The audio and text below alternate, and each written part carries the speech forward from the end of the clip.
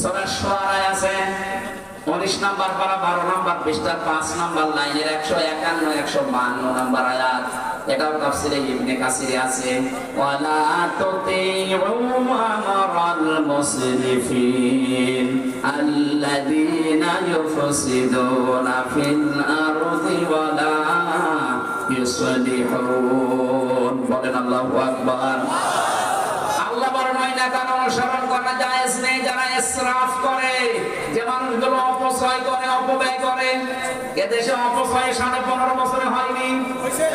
বলেন একটা ব্রিজ বানাতে যদি 1 কোটি টাকা বাজেট করা হয়, অন্তত 4 বার 5 বার নিয়ে আসা হয় ওইটার বাজেট। অথচ প্রথমে 1 কোটি টাকা যা দিয়েছে ওটা হয়ে যাওয়ার কথা ছিল।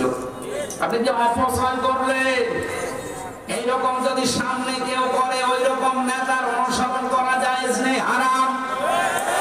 পরের শব্দ আরো কঠিন। আল্লাযীনা ইউফসিদুনা ফিল আরদি, জমিনে যারা ফাসাদ সৃষ্টি করে। ফাসাদ কি? না না, ফাসাদের 9টা ব্যাখ্যা আছে তাফসীরে। 1 নম্বরে ফাসাদ মানে মানুষের তৈরি করা নিয়ম নীতি আইন কানুন। পারাশাহী বাসী পারান হাতে নিয়ে বলছি আল্লাহর কসম আমি আপনাদের বাঁচাতে চাই। আল্লাহ বলেন আল্লাযীনা ইউফসিদুনা ফিল আরদি, জমিনে যারা ফাসাদ সৃষ্টি করতে চায়। এর 9টা অর্থ আছে। 1 নম্বরে যারা মানুষের তৈরি করা আইন কায়েম করতে চায়, এদের অনুসরণ করা হারাম। এটা এই পর্যন্ত থাক, বাইরে যেন নিয়ে যাবেন না। না না, বাইরে নিয়ে দরকার এই পর্যন্ত থাক। সুতরাং বাস্তবতা এটা, যারা শান্তি স্থাপন করার জন্য কোনো ভূমিকা রাখে না, যত অশান্তির কারণ, এই মানুষগুলোর অনুসরণ করা জায়েজ নেই, এটা হারাম। এরপরও যদি কারো বিবেক না খোলে, আমার মনে হয় ওর বিবেকের উপরে কুকুরে পোশাক দিচ্ছে। অবশ্য ঠিক।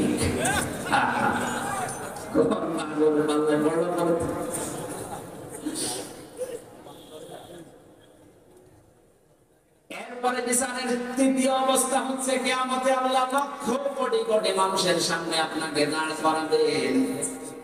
এবার অবস্থা আরো খারাপ হবে। এজন্য মাঝে মাঝে মনে হয় আল্লাহ নামের আগে আলেম লিখে দিয়েছে, মানুষেরা আলেম মনে করে। কিয়ামতে যখন এই জ্ঞানের উপরে আমার আমল না থাকবে, কোটি কোটি মানুষের সামনে ঠিক এই সম্মানের জায়গায় ঠিক উল্টা অপমান করা হবে। যে যত বড় দায়িত্বে আছে, যে যত বড় চেয়ারে আছে, বড় জায়গায় আছে, তার দুনিয়াতে দায়িত্ব কিন্তু তত বড়।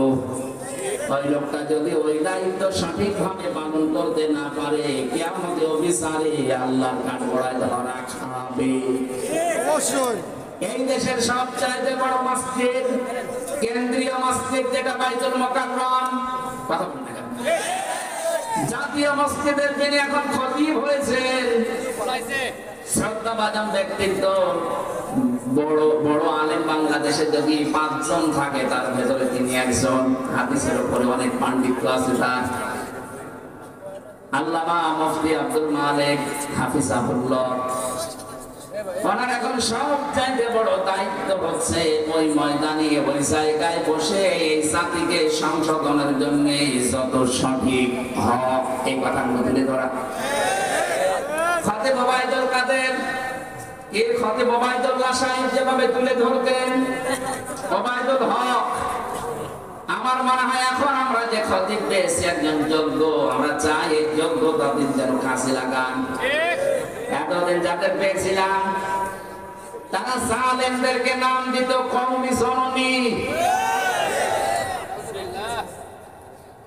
জনগণ পিটিয়ে বিদায় করেছিল, এত শ্রোতা বেড়েছে তার দিকে জনগণ। বলছে না, আমার গায়ে কোনো শ্রোতা লাগবে। এইরকম কথা বলতে পারি। আমরা আশা করছি, আকাঙ্ক্ষা করছি, তামান্না করছি, যিনি আমাদেরকে এখন পথ দেখানোর জন্য দায়িত্ব নিয়েছেন কেন্দ্রীয় মসজিদের, তার ভূমিকাও হবে কি রকম। কথা বলে না কেন?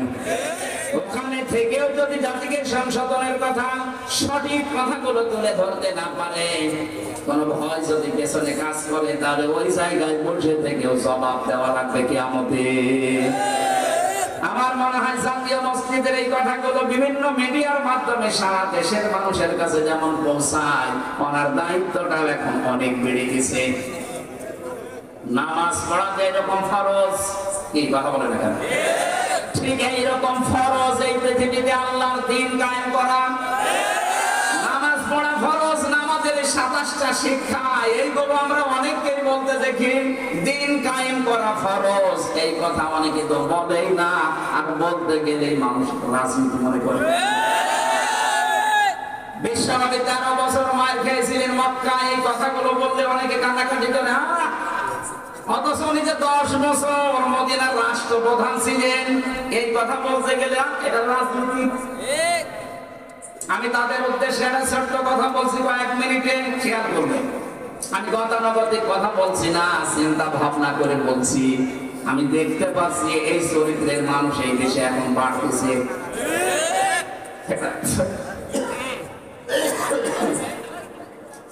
ফেরাউন যখন ডুবে যাচ্ছিল, ওই সময় কিন্তু আল্লাহর একত্ববাদের ঘোষণা দিয়েছে।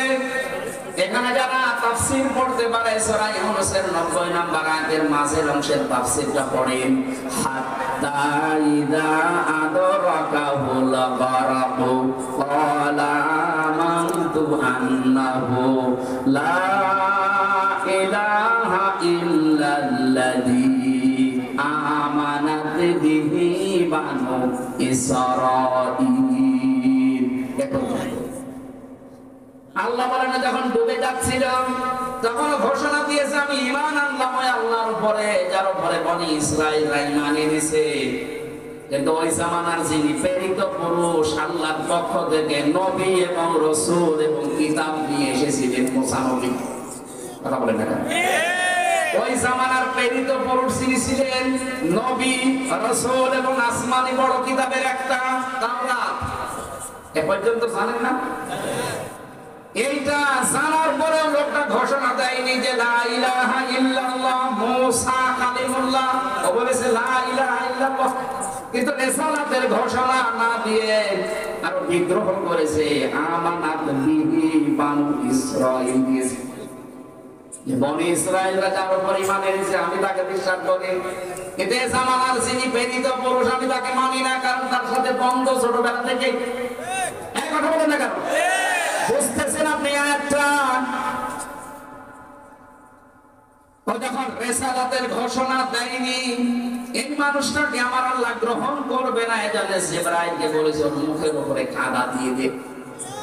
এটা তাফসীরে ফি জিলালিল কোরআনে পাবেন। মুখের উপরে যখন কাদা দিয়েছে তখন আর কথা বলতে পারেনি, ওর পর্যন্তই শেষ। এখানে প্রায় 28টা বিষয় লেখা আছে তাফসীরে, একটা একটা করে। আমি কয়েকটা শিক্ষার জন্য বলছি, একটু মিলান। এই লোকটা কিন্তু আল্লাহর একাত্মবাদ বিশ্বাস করেছে, ঘোষণা দিয়েছে, কিন্তু রিসালাতের ঘোষণা দেয়নি। আজ বাংলাদেশ, ভারত, পাকিস্তানে অনেক মুসলমান আমরা দেখতে পাচ্ছি। আমি অন্যান্য দেশের ব্যবস্থা ভালোভাবে দেখেছি। কিছুদিন আগে আমি কয়েকটা দেশ ঘুরলাম, ও দেশে তো অবস্থা ওই রকমই। ওগুলো আমাদের বিষয় না, আমাদের দেশেরটা বলছি। এদেশে 96% মুসলমান আমরা। অনেকেই বলে আমি নামাজ পড়ি, রোজা রাখি, হজ করে এসেছি, আমি দান সাদকা করি। বলেন তো এই যে 4টা বিষয় বললাম, এই হুকুমগুলো কার? আরো জোরে বলেন না। আমি আলেমদেরকে এবার জিজ্ঞাসা করি, পেছনে কথা বলছেন না, কথা বলুন, মাফ করবেন, কথা বলবেন না। এই যে 4টা বিষয় বললাম, লোকজনকে জিজ্ঞাসা করলে বলবে আমি নামাজ পড়ি, রোজা রাখি, হজ করে এসেছি, দান করি। এই 4টা বিধানই কার? এই 4টা হুকুম কার? আরো জোরে বলেন কার? আপনি তো এই কথা বলেন, স্বীকারও করেন যে আমি তো মানি। এটা রাসূলের 10 বছরের জিন্দেগি, যেটা তিনি রাষ্ট্র চালিয়েছিলেন রাষ্ট্রপ্রধান হয়ে। আর ভাই, রাষ্ট্রপ্রধান হলে রাজনীতি করা লাগে না। কথা বলে না কেন? এই এইটা করে উনি যখন রাষ্ট্রপতি হলেন, দেশ চালালেন 10 বছর, এই কথাগুলো যখন সামনে নিয়ে আসা হয় তখন বলে এটা তো দুনিয়ার বিষয়, এটা রাজনীতি। আল্লাহর কসম, এইরকম মনোভাব যাদের, তাদের মরণ হবে ফেরাউনের মতো। এবার কোন হুজুর নিয়ে আসবেন আয়াতের ভুল বের করেন। যদি দেখেন না ভুল ধরার কায়দা নেই, তাহলে আপনাকে মেনে নেওয়া লাগবে। আল্লাহর বিধান আপনি যেইভাবে মানেন, রাসূলের বিধান ঠিক ওইভাবেই মানা লাগবে। রাসূলুল্লাহকে আল্লাহর শরীয়ত প্রণেতা বানিয়েছেন।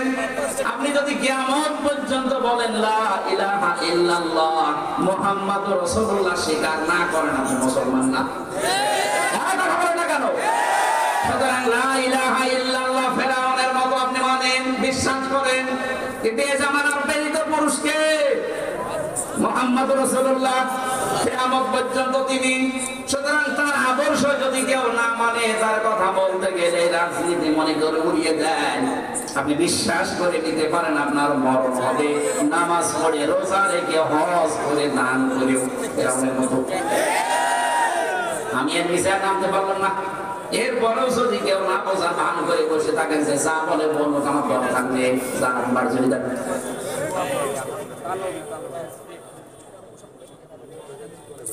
কিয়ামতের কঠিন ময়দানের দৃষ্টান্ত দিচ্ছিলাম, যেহেতু তিনি আমাদেরকে ডাকবেন প্রথমে একা, এর সাথে নেতার সাথে, এরপরে সবার সামনে। আল্লাহ রাব্বুল আলামিন ওই ময়দানে মাহশারে আমাদেরকে যেন অপমান না করেন। কিছু মানুষকে আল্লাহ মাফ করতে চাইবেন। হঠাৎ করে তাকে ময়দানে মাহশারে মানুষের সামনে থেকে বলবে এদিকে আয়, পর্দার ভেতর থেকে আড়াল করে জিজ্ঞাসা করবে আস্তে আস্তে, হামজা এই অপরাধগুলো পরিস্থিতি, যেহেতু সব প্রকাশ হয়ে গেছে, সব সাক্ষ্য তার সামনে, তখন মাথা নিচে করে বান্দা বলবে আল্লাহ আমি স্বীকার করলাম। এমন কাকত মিনতি আরম্ভ করবে, কারণ চারিদিকে তো কেউ নেই, পর্দা দিয়ে ঘেরা, শুধু আল্লাহর সামনে লোকটা একা। তাফসীরে মুফাসসির লিখেছেন শেষ পর্যন্ত আল্লাহর রহমতের যে দরিয়া আছে, জোশ পয়দা হবে, ডাক দিয়ে বলবে বান্দা তোরে আফসোস, অনুশোচনার অনুকম্পা দেখে আমি তোর এই মুহূর্তে নিজে দয়া করে মাফ করে দিলাম। হাদিসটা পড়ার পরে আমার মনে হয় মাঝে মাঝে আল্লাহ ওই জায়গায় যেন আমার মতো একজন থাকে, কাউকে নেই, স্রেফ একা, পর্দার ভেতরে ডাক দিয়ে আমাকে তুমি একা একা জিজ্ঞাসা করো হামজা এই করেছি কি। আমি স্বীকারও করবো, কারণ আমি এখনই স্বীকার করছি সবার সামনে যে আমি অপরাধী। কথা বলেন না? এই বাংলাদেশে যে তাওবা গুলো হয়, এখানে যারা ইমাম আছেন, মসজিদে গেলে তাওবা পড়ান, পীরের দরবারে তাওবা পড়ায়, এগুলা একটা তাওবার বাক্য, কিন্তু তাওবা এর নাম না।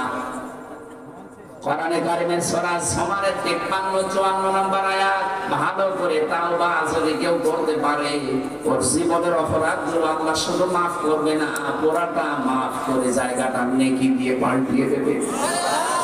আজকের এই ময়দানে এসে সুযোগটা কাজে লাগাতে চাই, যেহেতু এসেছি আমরা ভালো হওয়ার জন্য। কথা বলেন ঠিক কিনা? আজকে জীবনের অপরাধগুলো শুধু মাফ করে বাড়ি যাবো তা না, যেহেতু তাওবা করলে অপরাধ শুধু মাফ হয়ে যায় না, ওই জায়গাটা আল্লাহ নেকি দিয়ে পুরো পাল্টিয়ে দেয়। আজকে যেন এইটা করে বাড়ি দিতে পারি।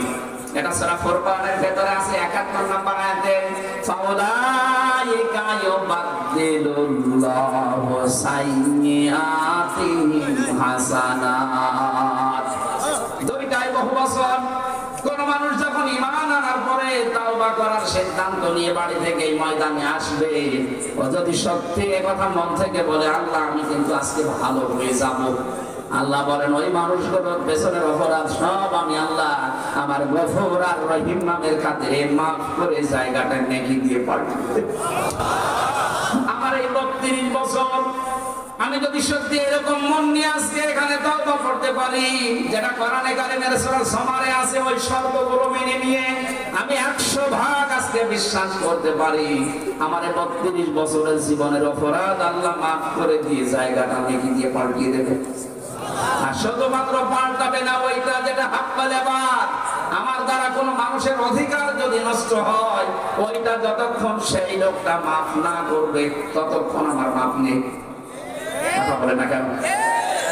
এই যে 18 সালে যারা দিনের পর রাতে করেছিলেন, এই মানুষগুলোকে আল্লাহ মাফ করবে না এই কারণে, কারণ এই অপরাধটা শুধু আল্লাহর কাছে করেননি, করেছেন আপনি আমার কাছে।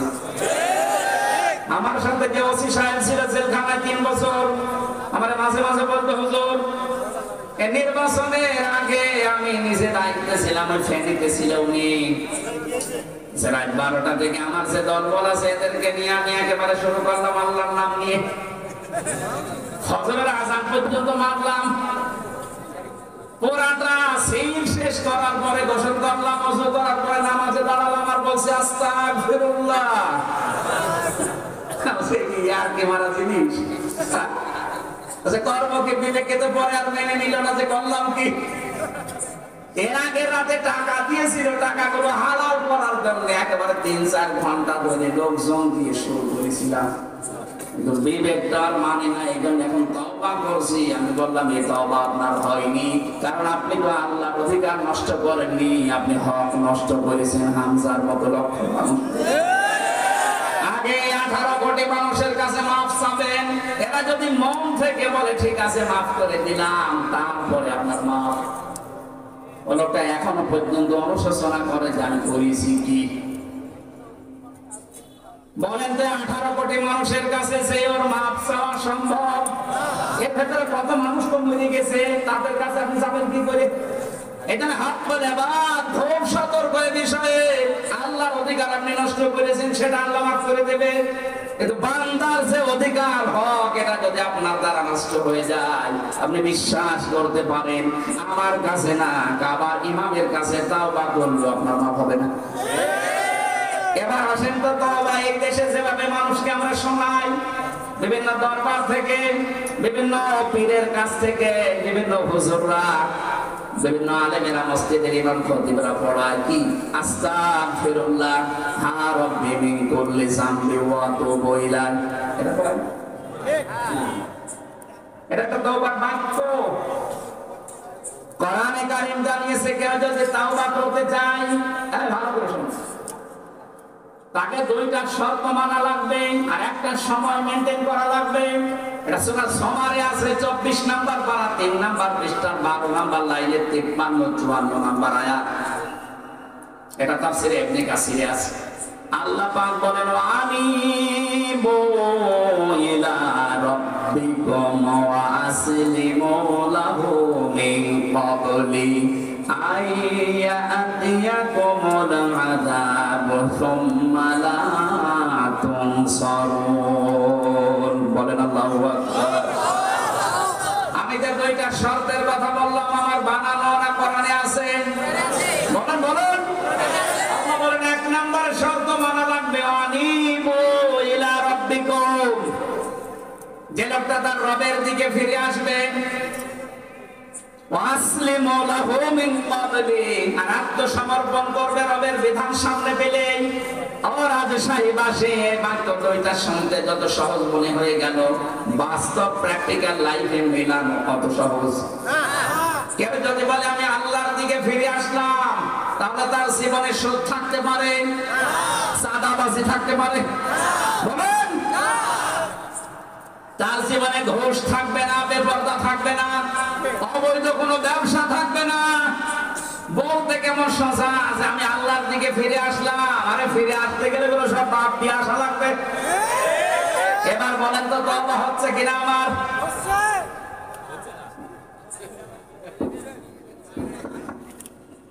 2 নম্বরে ছিল আসলিমু, আত্মসমর্পণ করবেন, সারেন্ডার করবেন। দুনিয়া একদিকে হয়ে যাক, আমি যদি একা স্রেফ দাঁড়িয়ে থাকি, তাও আমি আল্লাহর বিধান সামনে একাই দাঁড়িয়ে থাকবো। বলেন এই 2টা বিষয় শুনতে যত সহজ মনে হচ্ছে, প্র্যাকটিক্যাল লাইফে বাস্তব জীবন মেনে নেওয়া কি অত সহজ? যারা মেনে নিতে পারে এই মানুষগুলোকে আল্লাহ বলেন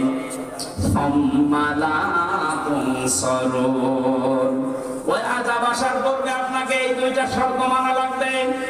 যখন আপনাকে সাহায্য করা হবে না, রাজশাহীবাসী আমরা সবাই এখানে বিশ্বাস করি, জানি যে আমাদেরকে সাহায্য করা হবে না মরণের সময়। কোন সময় বলেন বলেন? আর মরণ আসবে তো 41 সালে। আপনি কোন কারণে টার্গেট দিলেন বলেন? আপনার তো একটা ভরসা ছিল কারো উপরে হোক, আপনি তো আন্দাজে টার্গেট দেননি। আমি বসে আছি, আমি দাঁড়া বসে গ্যারান্টি আমার নেই। আর আপনার বয়স তো 80 বছর, আবার টার্গেট দিয়েছেন 41। আবার জন্ম হবে না বাবা। মাঝে মাঝে জেলখানায় কিছু ভয়ঙ্কর আসামি আসতো আমার সাথে দোয়া নেওয়ার জন্য, যে মুখের কাছে 160 বছর ছিলেন। আপনিও বের হবে, আপনার তো আর একবার জন্ম দেখতে লাগবে, জেল থেকে বের হওয়া।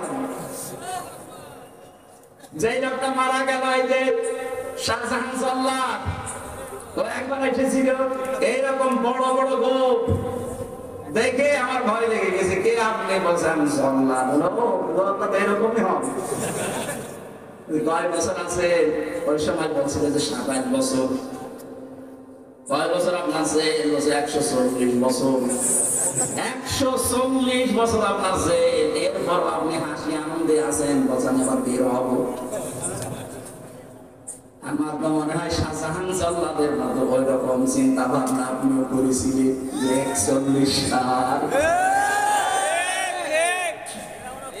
কি করে মানুষ আন্দাজে টার্গেট দেয়? 1 সেকেন্ডের গ্যারান্টি আমার হাতে নেই, আর আমি টার্গেট দিয়ে ফেললাম 10 বছর 15 বছর। শয়তানের 3টা কাজ আমি কোরআনে পেয়েছি বিশেষ ভাবে। আমার মনে হয় এটা বললে অনেক মানব শয়তানের সাথে মিলে যাবে, সে আবার মন খারাপ করবে। এটা সূরা আরাফের ভেতরে আছে, তাই কোন দিকে না, কোরআনের সাথে মিলাবে। আল্লাহ রাব্বুল আলামিন বলেন, ক্বালা ফাহাবিত মিনহা ফামা ইয়াকুনু লাকা আন তাতাকাব্বারা ফিহা ফাখরুজ ইন্নাকা মিনাস সাবিরিন। শয়তান যখন অহংকার করেছিল, আমি বললাম যা দূর হয়ে যা, কোন অহংকারীকে আমার জান্নাতে আমি জায়গা দেব না, বের হয়ে যা, এখান থেকে চলে যা।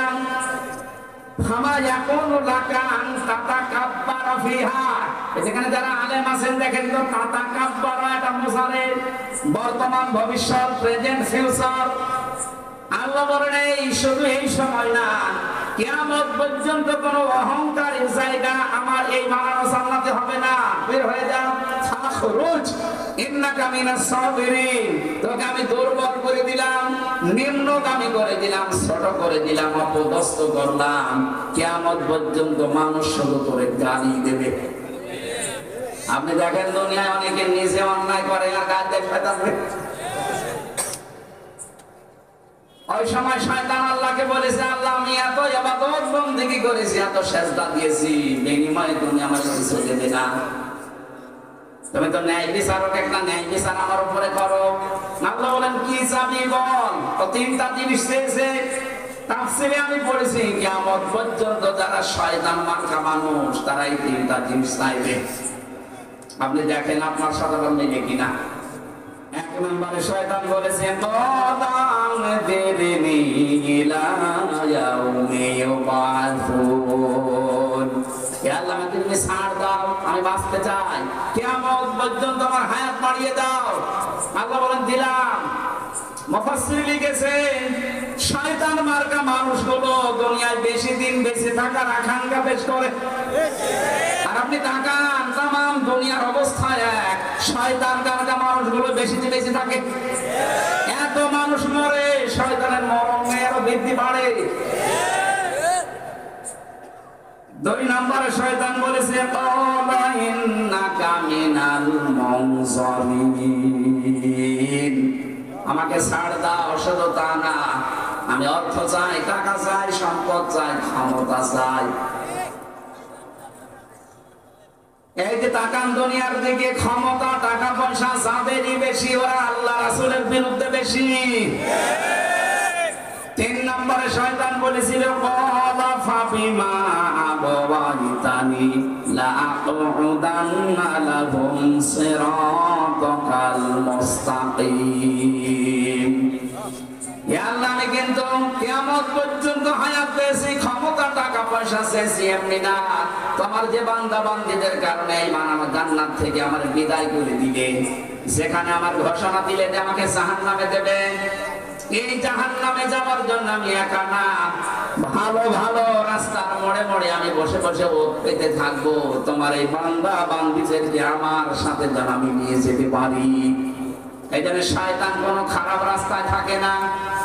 আপনি সিনেমা হলের সামনে যান, রাজশাহী শয়তান পাবেন না, কারণ ও জানে যে এখানে যারা আসবেন আমার ভাইরা ভাই। শয়তান থাকে কোথায়? কোরআনে কারীম শোনানো হচ্ছে এই জায়গায়, বিভিন্ন মোড়ে শয়তান বসে আছে, সে মানুষ হোক আর জিন হোক। আসতে গেলে বান্দা বান্দীদেরকে ধোঁকা দেয় যে এখানে যাবা, এখানে রাজনীতি হবে। কথা বলে না কেন? অথবা এমন কোন কাজে আপনাকে জড়িত করে রাখবে, কোরআন যেন আপনার এই কর্ণ কবরে না যায়। হয় বাদাম খাওয়াবে, নাই গল্প গুজব করাবে, নাই বিভিন্ন উল্টা পাল্টা কাজে লাগাবে। এখানে কি সবাই আল্লাহর কোরআন শোনার জন্য এসেছেন? কত মানুষ এসেছে তার বান্ধবের সাথে দেখা করার জন্য। বলে সুবহানাল্লাহ। এরকম মানুষ দেশে আছে না? এখানে আছে। কথা বলে না কেন?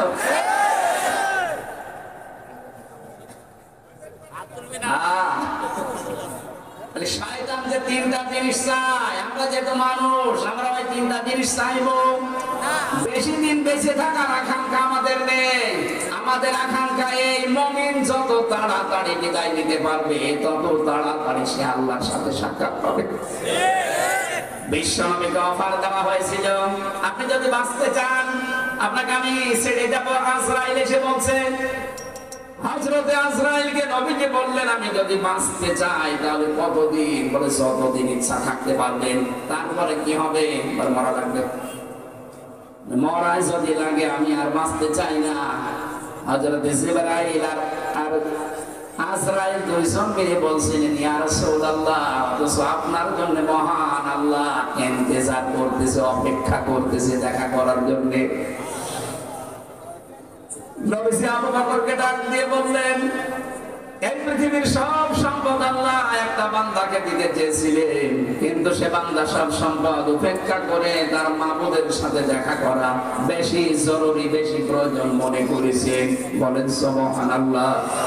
নবীর উম্মত আমরা যারা দাবি করি, আমাদের আকাঙ্ক্ষা এই দুনিয়ায় আমরা বেশি দিন বাঁচতে চাই না। বেশি দিন বেঁচে থাকার আকাঙ্ক্ষা এটা শয়তানের। বলেন, টাকা পয়সা, ক্ষমতা, পাওয়ার চাই, প্রভাব প্রতিপত্তি চাই, এইটাও শয়তানের আকাঙ্ক্ষা। আমরা যদি এটা চাই, আমাদের উদ্দেশ্য হওয়া লাগবে এই যেন যতদিন আছি, যত টাকা পয়সা ক্ষমতা আমার হোক, আমি যেন আল্লাহর দ্বীনে জমিনে কায়েম করতে পারি। এটা ছাড়া পৃথিবীর কোন উদ্দেশ্য নিয়ে টাকা পয়সার মালিক হওয়া জায়েজ নেই।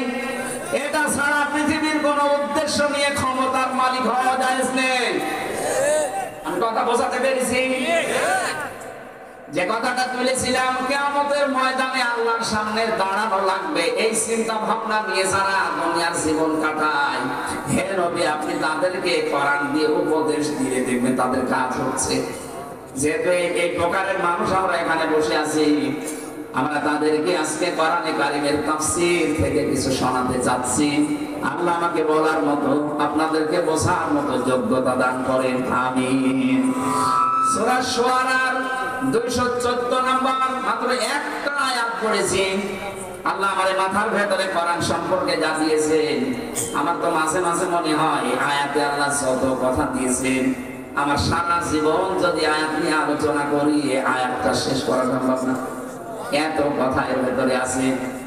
তাফসীরুল কোরআন মাহফিল লিখেছেন, আমরা আসেন তাফসীরে প্রবেশ করছি। জবান খুলে কোরআনের এই সোনালী আয়াত একবার পড়েন, আউযু বিল্লাহি মিনাশ শাইতানির রাজীম, বিসমিল্লাহির রহমানির রহিম, ওয়া আনযির আশীরাতাকাল আকরাবিন।